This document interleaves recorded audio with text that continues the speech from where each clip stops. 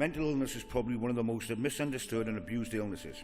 We all know that even up until recently it was a condition that no one would want to discuss, let alone admit to having. People may feel very happy to tell a colleague about a physical injury sustained, but when it comes to mental health, where do you begin? The stigma was so strongly that it was looked upon as an issue to hide and not necessarily be treated.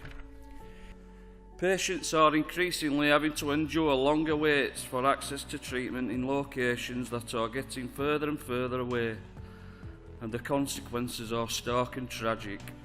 In England alone, 13 people take their lives every single day. This is simply unacceptable. There was a guy called Lawrence that worked for us at, we were then GWP Products. And one night at 3 o'clock in the morning, he jumped off a bridge at Waterloo.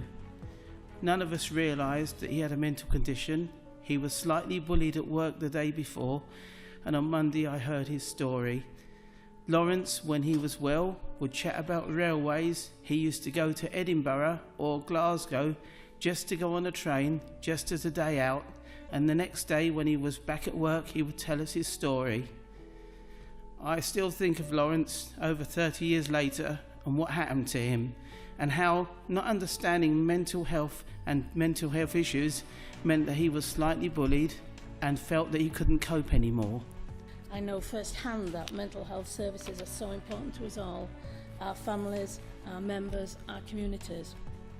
We are all potentially only one step away from needing those services ourselves, be it bereavement, a family breakup, addictions, or the onset of a mental health illness. That one thing that happened to me at work made me realise that we need to recognise what mental health can do to people.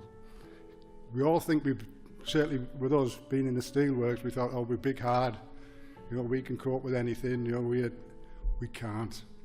And as was said yesterday, remember, 1 in 4, so that means 60 odd people in this room are potentially liable to suffer from mental health issues. When I decided to become a rep, I didn't know that I would become a shoulder to lean on for a lot of my members. As reps, we have to take on a lot of the problems of our members, and sometimes very personal problems that we can't talk about to other people. Having a mental health issue is frightening, not only for yourself but for the people who you love. You wake up every day not knowing how you're going to act or be. You're lost, you're scared. It takes all your strength to get out of bed, a massive black cloud telling you to hide away. Many mental health, as with some substance abuse, rely on local funding and charities.